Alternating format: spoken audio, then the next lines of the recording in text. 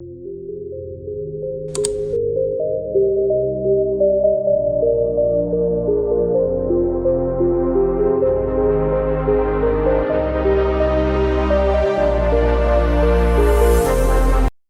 आज के एक और नए वीडियो में आप सभी लोगों का स्वागत है। दोस्तों छत्तीसगढ़ राज्य में जमीन से करीब 2000 फीट की ऊंचाई पर स्थित है एक ऐसा मंदिर जिसकी एक झलक पाने के लिए लोग दूर दूर से आते हैं। कई लोग पैदल चलकर या कई लोग रोप का सहारा लेकर माता के दर्शन करने के लिए इस मंदिर में पहुंचते हैं। और दोस्तों नवरात्रि के दौरान तो यहाँ लंबी लंबी कतारों में खड़े भक्त घंटों यहाँ माँ की एक झलक पाने का इंतजार भी करते हैं। दोस्तों छत्तीसगढ़ राज्य के राजनांदगांव जिले के डोंगरगढ़ में स्थित है मां बमलेश्वरी का भव्य मंदिर, जो राज्य की सबसे ऊंची चोटी पर विराजमान है।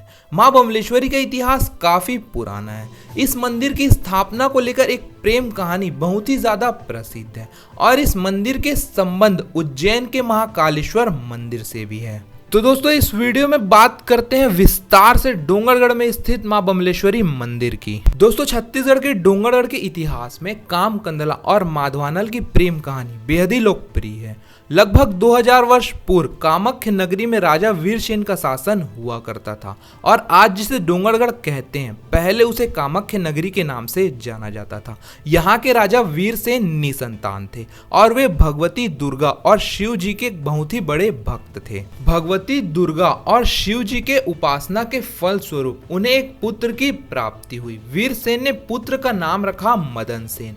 माँ भगवती और भगवान शिव के प्रति आभार व्यक्त करने के लिए राजा वीरसेन ने मां बमलेश्वरी का मंदिर बनाया था। बाद में कुछ वर्षों बाद मदन सेन के पुत्र कामसेन ने राजगद्दी संभाल ली और वे बन गए कामाख्य नगरी के राजा।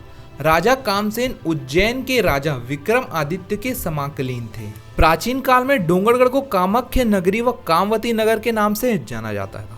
कहते हैं यहाँ के राजा कामसेन बड़े प्रतापी और संगीत कला के प्रेमी थे। उनके राज दरबार में काम कंदला नाम की अति सुंदर राज नर्तकी और माधवानल जैसे संगीतकार थे। दोनों एक दूसरे से प्रेम करते थे। एक बार दोनों की कला से प्रसन्न होकर राजा माधवानल ने अपने गले का हार निकाल कर दे दिया और वहीं संगीतकार माधवानल ने इसका श्रेय काम कंदला को देते हुए वह हार उसको पहना दिया। इससे राजा को अपनी अपमानित महसूस हुआ और गुस्से में आकर माधवानल को राज्य से बाहर निकाल दिया। इसके बावजूद काम कंदला और माधवानल छिप छिप कर मिलने लगे। बाद में माधवानल उज्जैन के राजा विक्रम आदित्य के शरण में चले गए। वह संगीत का प्रदर्शन करने लगे। वहां के राजा विक्रम आदित्य बहुत ही प्रसन्न हुए। उसके बाद माधवानल ने राजा विक्रम आदित्य का मन जीतकर उसे पुरस्कार स्वरूप काम कंदला को राजा काम से मुक्त कराने की बात कही।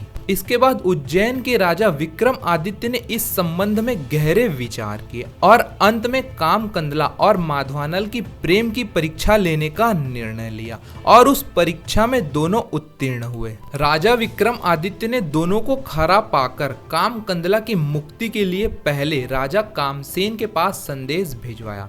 राजा ने इनकार करने पर दोनों के बीच युद्ध छिड़ गया। दोनों राजा वीर योद्धा थे। दोनों के बीच भयंकर युद्ध हुआ। वहीं राजा कामसेन भगवती विमला के भक्त थी और विक्रमादित्य महाकाल के भक्त थे।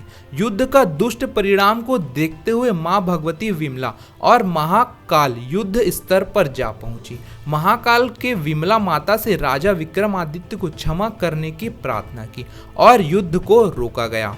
इस युद्ध की समाप्ति के बाद माधवानल और काम कंदला को मिलाकर महाकाल उज्जैन में और माता विमला कामसेन द्वारा बनाए गए मंदिर में जाकर बस गई और आज वही मां विमला आज बमलेश्वरी देवी के रूप में छत्तीसगढ़ वासियों की आराध्य है।